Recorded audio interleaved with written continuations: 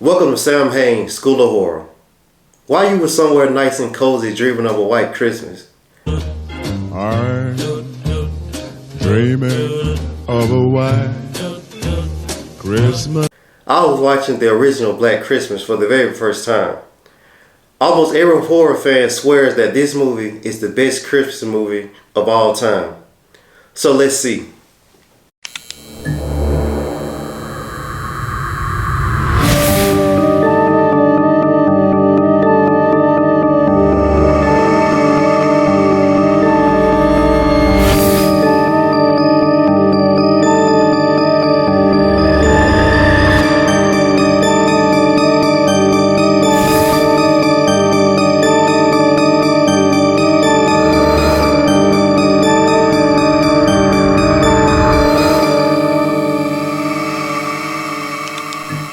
I'm almost ashamed to say it, but I've seen all of the terrible remakes of Black Christmas.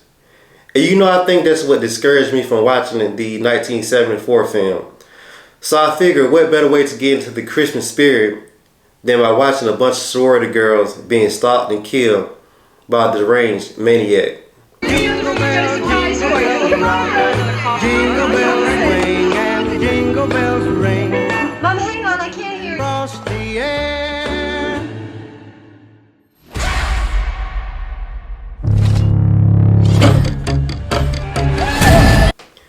During their Christmas break, a group of sorority girls are the targets of a stranger with bad intentions. The movie stars Margaret Kidder as Barbara and John Saxon as Lieutenant Fuller. First, I have to address the casting choices for the sorority girls. Now, these are supposed to be college girls, so I was taken aback that all of them looks like they're pushing 40.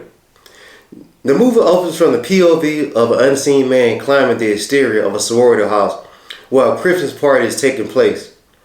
He managed to find his way into the attic where he remains unnoticed for the whole duration of the movie. Now, that scene in particular reminded me of John Carpenter's Halloween when Michael is stalking his sister from the outside. To be honest, I think John Carpenter was inspired a lot by this movie because you see so many similarities. The sorority girls have been receiving obscene phone calls from this unknown person, and he basically just rants, screams, and utters strange noises over the phone. The killer claims his first victim, Claire, and leaves her body in the attic. The following day, her father arrives at the sorority house to pick her up for the holiday break. I find that Black Christmas isn't your typical slasher. You also have a murder mystery element.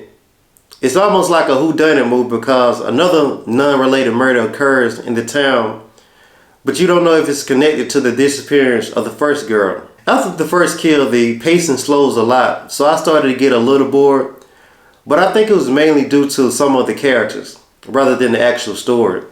The character Barbara was just so obnoxious and annoying, and I understand she was written to be the wild college girl, but I think in certain scenes she just overdoes it. Because this is the Christmas holiday, the killer was basically able to pick them off one by one without anybody detecting that anything was wrong. Black Christmas was the prototype for many of our favorite slashers that we cherish. The movie has a solid plot mixed with a good subplot. As far as the killer goes, well, I guess I could reveal his name, which is Billy, because you never really find out anything about him. I know a lot of people rank Billy high up on the list of top villains, but I personally just can't place him that high. Don't get me wrong, he's not a bad antagonist at all. He's crazy as hell and clever at the same time. Not only did he manage to outsmart the sorority girls, but he outsmarted the whole damn police department. Well, I guess that doesn't take much in a horror movie these days. It was one scene where you could just see his eyes, and I thought it was real creepy. Billy. Agnes, don't you tell what we did, Agnes. Even though the movie is set around Christmas time, it's kind of sort of like a background thing. Once you're into the movie, you kind of forget that it's the Christmas holiday. Now let's discuss the bad remarks. In the first kill scene, Billy wraps a plastic bag around her head. The director does a close-up shot and you can clearly see a hole in the bag where her mouth is. So you mean to tell me no one in the editing room caught this? Another scene I had issues with is when the house mother, Mix My Hearing, is preparing to leave the house. She starts searching for her cat and gets the bright idea that maybe the cat is somehow in the attic. And you all know who's lurking in the attic. It just doesn't make logical sense for the cat to be in the attic. The last scene that I had an issue with is towards the end.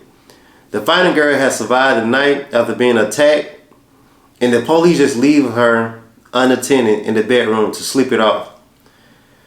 Now, must I remind you, she was injured during that ordeal and basically didn't receive any medical attention. The whole sorority house should be a crime scene at this point, because you had 5 or more bodies just stored at the house. I couldn't believe that they would just leave a victim there to sleep it off. On another note, there was even a thorough search of the whole entire house after the first girl went missing. The police department were really incompetent in this movie. Black Christmas receives a pass in my book. I would definitely rank the movie high up on the list regarding Christmas horror movies. If you're looking for a good scare during the holiday season, then I recommend you take it back to 1974 and give Black Christmas a watch. Thanks for attending Samhain School of Horror. Class dismissed.